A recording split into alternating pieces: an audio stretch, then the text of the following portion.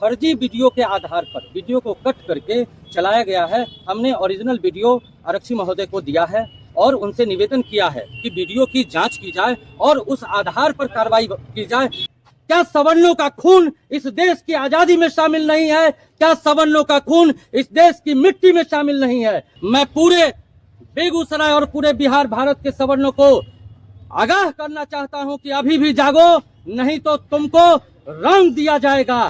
बेगूसराय है, क्या मामला आपका जो आप सब आए हुए? 12 तारीख को अखिल भारतीय संयुक्त सवर्ण अधिकार मोर्चा के बैनर तले एक कार्यक्रम आयोजित किया गया था जो यूजीसी एक्ट के खिलाफ था, जिसमें सवर्णों के बच्चों के हकमारी की बात थी, उनके साथ भेदभाव की बात थी। जब यह कार्यक्रम हुआ, उस कार्यक्रम के बाद कुछ लोगों पर, जिसमें डॉक्टर रंजन चौधरी, सौरभ भारद्वाज, कुणाल भारद्वाज एवं 20 अन्य अज्ञात लोगों पर एफआईआर दर्ज की गई SC/ST एक्ट के तहत, जो कि काफी दुर्भाग्यपूर्ण एवं निंदनीय है।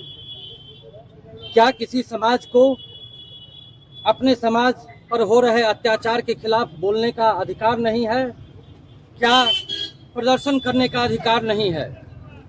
इस देश का हर नागरिक उतना ही महत्वपूर्ण है, चाहे उसकी जाति कुछ हो, चाहे उसका संप्रदाय कुछ हो।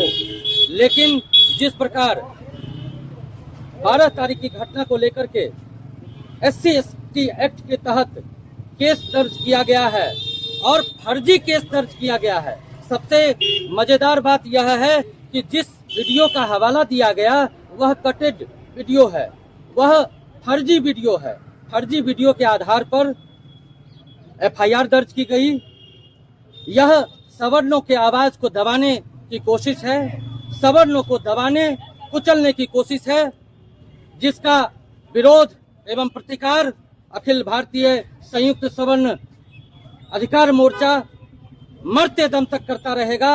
और जो कोई भी हम लोगों के प्रयास को रोकेगा, हम लोग कानूनी रूप से उसके खिलाफ जाने का प्रयास करेंगे। साथियों, सब लोग हम जानते हैं, आप मीडिया बंधु जानते हैं, आप लोग सब शामिल थे। मीडिया बंधु पर भी एफआईआर किया गया है। आखिर किस मानसिकता के साथ यह एफआईआर किया जा रहा है? आखिर किसके इशारे पर यह एफआईआर हो रहा है? क्या बेगूसराय का सवर्ण इतना कमजोर और इतना कायर हो चुका है कि उसके ही जिले में उस पर एफआईआर हो रहा है और फर्जी एफआईआर हो रहा है? मैं पूरे बेगूसराय और पूरे बिहार भारत के सवर्णों को आगाह करना चाहता हूं कि अभी भी जागो, नहीं तो तुमको रंग दिया जाएगा, तुमको बर्बाद कर दिया जाएगा, खत्म कर दिया जाएगा। कितने आदमी पे एफआईआर हुआ?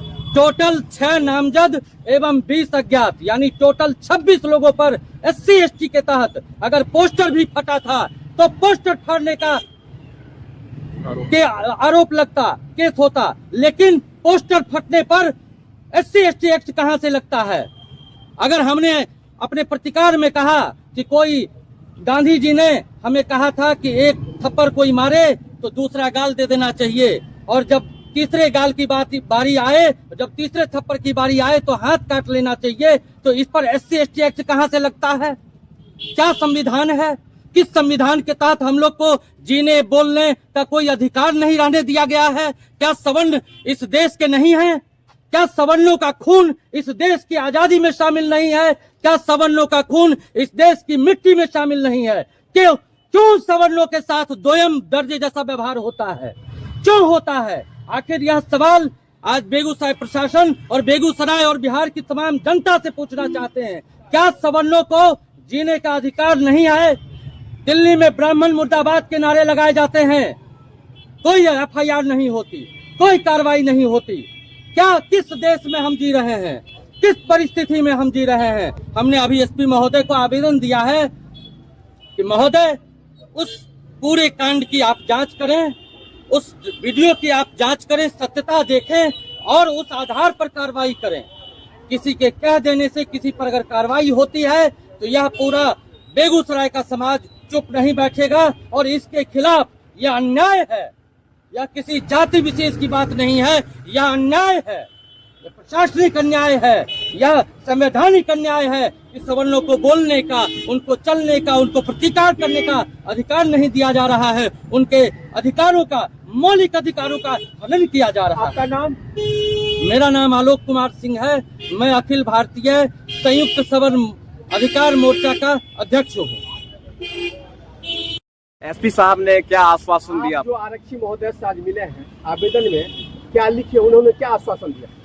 हम लोगों ने आवेदन में यही लिखा है कि जिसने एफआईआर कराया है उसने ही हमारे कार्यक्रम में आकर के लोगों को आक्रोशित किया, जाति सूचक शब्द बोले और फर्जी वीडियो के आधार पर वीडियो को कट करके चलाया गया है। हमने ओरिजिनल वीडियो आरक्षी महोदय को दिया है और उनसे निवेदन किया है कि वीडियो की जांच की जाए और उस आधार पर कार्रवाई की जाए और जो अन्य साथियों का, जो अज्ञात में 20 लोगों का नाम दिया गया है, उसको हटाने की कृपा करें, क्योंकि इसमें तो कोई किसी को फंसा सकता है। और दूसरी बात कि SC ST एक्ट पोस्टर फाड़ने पर नहीं लगाया जाना चाहिए, यह हमारे मौलिक अधिकारों का हनन है। आप जो आक्रोश मार्च कर रहे हैं, किस विषय पर कर रहे थे?